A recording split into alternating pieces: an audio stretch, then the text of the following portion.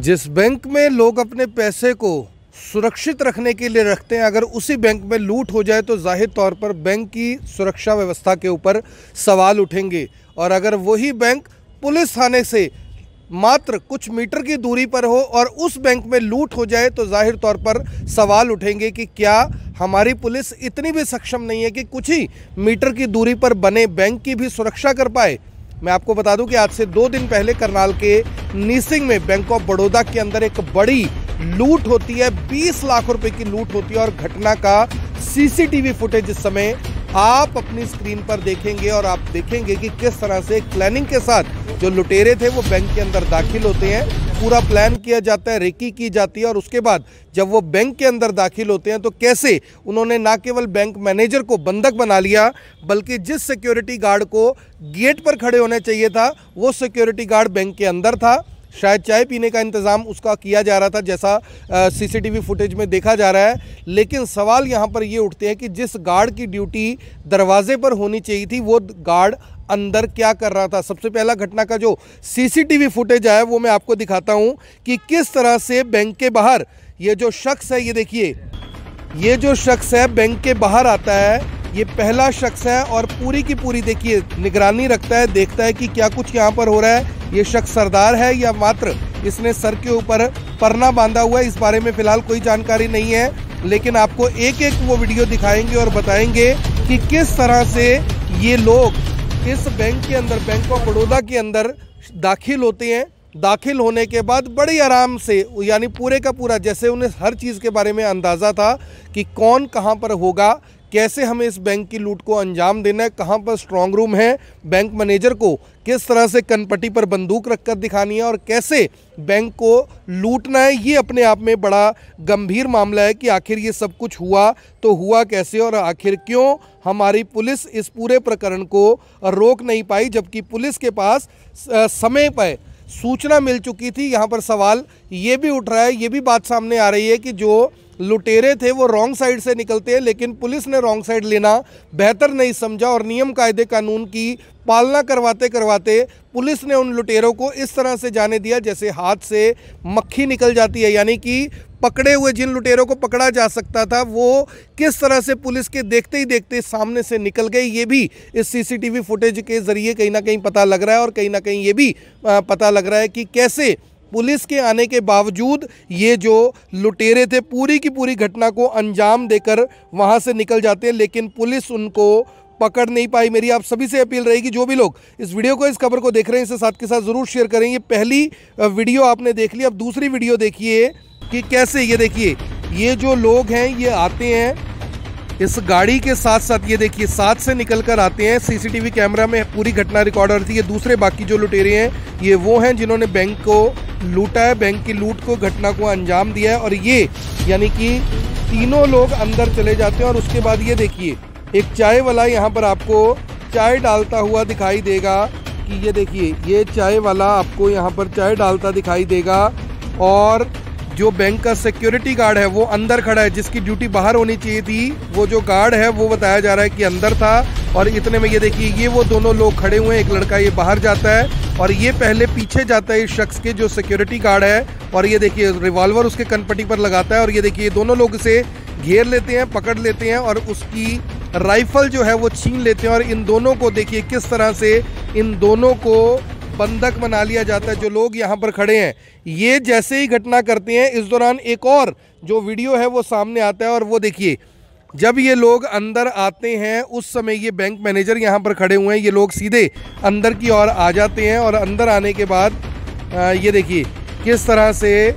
जो bank manager है वो भागने की कोशिश करते हैं और तीसरा जो शख्स है वो अंदर आ रहा होता है, वो इसे बैंक मैनेजर को धक्का मारकर अंदर कर देता है। और ये देखिए किस तरह से इनके साथ ये बैंक की जो लूट है, बैंक की लूट से पहले का जो घटनाक्रम है, यानी देखिए कैंची गेट है वो खुला हुआ है, दरवाज़ा खुला हुआ है, किसी तरह का कोई डर नहीं है। इससे इस तरह से यानी कि लग रहा है कि जैसे पूरी प्लानिंग के साथ इन्हें पता था कि जिस समय हम बैंक में दाखिल होंगे शायद बैंक के अंदर कोई उस समय नहीं आएगा, ऐसा फिलहाल इस वीडियो से दिखाई पड़ रहा है। और ये देखिए ये इसी वीडियो को दूसरी तरफ से दिखाया गया। ये देखिए ये बैंक मैनेजर है, अपने कमरे से बाहर आते हैं, ये दो लोग चले जाते हैं। बैंक मैनेजर को बिल्कुल भी अंदाज़ा नहीं होता कि आखिर ये क्या कुछ हो रहा है और उसके बाद ये फ़ोन पे कुछ करने लग जाते हैं और देखते ही देखते जब इन्हें कुछ डाउट होता है ये बाहर की तरफ देखते हैं, यहाँ पर देखते हैं, और जब इनकी नज़र पड़ती है कि उससे जो राइफल है वो छीन ली गई है, ये देखिए ये शायद इन्होंने अंदर से देख लिया और ये भागने की कोशिश करते हैं। यानी जिन बैंक मैनेजर की ड्यूटी थी पैसे को, बैंक को संभालना,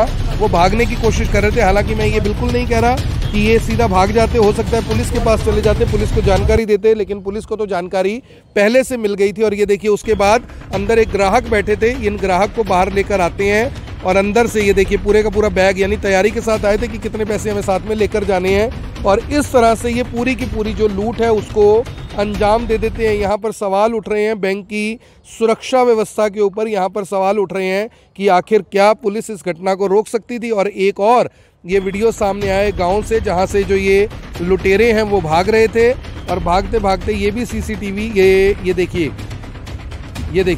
सीसीटीवी फुटेज में ये भी कैद हो गया। ये 3 लोग कितनी यानी कि मुस्तैदी के साथ भाग रहे हैं, किसी तरह का कोई डर नहीं है। सर पे जिनके परने थे वो परने भी उतर चुके हैं, हेलमेट भी नहीं है, और ये लोग यहाँ से भाग जाते हैं। और घटना का जो सीसीटीवी फुटेज है उसमें से एक तस्वीर जो पुलिस ने जारी की है वो ये है, जिन्होंने मुंह के ऊपर मास्क लगाए हुए हैं, लेकिन आप देखिए कि जो परने पहले इन्होंने डाले हुए थे वो परने अब नहीं है। महक, आपने उस दिन पूरी घटना को यानी कि कवर किया, उस दिन एसपी साहब भी मौके पर आए थे, तमाम लोग आए, लेकिन कुछ भी उसमें हासिल नहीं हुआ अभी तक पुलिस को। 2 दिन से मैं कल एसपी साहब से भी मिला था इस मामले में, उन्होंने कहा कि हम जल्दी ट्रेस कर लेंगे। अब पता नहीं है कि ट्रेस कर लिया है या फिलहाल ट्रेस कर रहे हैं, लेकिन आपको इस पूरी घटना से क्या समझ आया? बैंक की सुरक्षा के ऊपर भी तो सवाल है। बिल्कुल, सबसे पहले तो बैंक की सुरक्षा को लेकर ही सवाल खड़े होते हैं, क्योंकि निसिंग थाने की मैं बात करूँ तो शायद 5 मिनट की दूरी पर निसिंग थाना लगता है। और सबसे बड़ी बात सर, हम लगातार जब से हमने ये वीडियो स्टार्ट किया हम कह रहे हैं तो थाना है उसको सूचना मिल गई थी, पुलिस को सूचना मिल गई थी। यानी कि आप यहाँ से ये समझिए कि पहला सवाल तो ये कि आखिर पुलिस वालों को सूचना कैसे मिली। सबसे पहले तो मैं वो अपने व्यूवर्स को बता देना चाहूँगी कि जब ये पूरी की पूरी वारदात हो रही थी, यानी कि जब लूट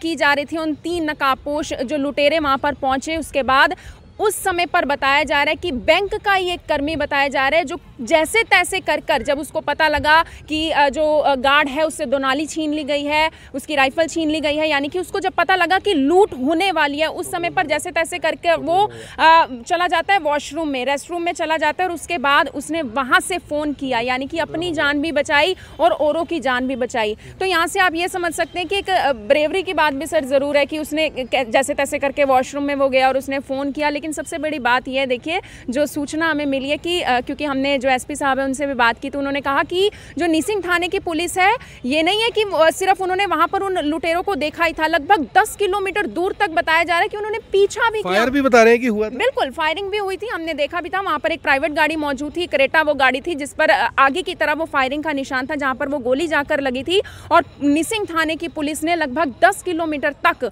उन लुटेरों का पीछा किया, लेकिन जैसे तैसे करके लुटेरे उनको चकमा देकर वहां से फरार हो गए। हालांकि वीडियो और ये लगातार फोटो हम आपको इस तरीके से इस वजह से दिखा रहे हैं ताकि आप इस वीडियो को शेयर करेंगे और पुलिस को भी जल्द से जल्द सहायता मिले, देखिए हमारी तरफ से भी, हमारे व्यूवर्स की तरफ से भी, ताकि उन लुटेरों को पकड़ा जा सके। मैं आपको बता दूं कि फिलहाल करनाल पुलिस की जो CIA 1 और CIA 2 की जो टीमें हैं वो इस मामले की पूरी जांच कर रही हैं। दोनों ही टीमों को लगाया गया। उस दिन भी CIA 1 CIA 2 मौके पर पहुंच गई थी। 10 किलोमीटर तक लुटेरों का पीछा किया जाता है, लेकिन वो पीछा ऐसा नहीं है कि उनको चेज किया जा रहा था, सिर्फ ढूंढा जा रहा था। कुछ किलोमीटर तक तो पुलिस ने उनका पीछा किया, लेकिन क्योंकि वो बाइक पर थे, पुलिस के पास अपनी गाड़ियां थी, लेकिन वो कहीं ना कहीं बीच में से निकलने में कामयाब रहे। यहाँ पर सवाल मैं बार बार ये उठा रहा हूँ कि ये बात निकलकर सामने आ रही है कि पुलिस रॉन्ग साइड से नहीं जाना चाहती थी, इसलिए आगे से टर्न लेकर उनके पीछे उनको चेज करने के लिए जाया गया। इतने में तो लुटेरों ने हाथ कहाँ पर आना था। तो मेरी आप सभी से अपील है, जो भी लोग इस वीडियो को, इस खबर को देख रहे हैं, हम भी ये उम्मीद कर रहे हैं कि करनाल पुलिस जल्दी इस मामले से पर्दा उठाएगी कि आखिर ये कौन लोग थे,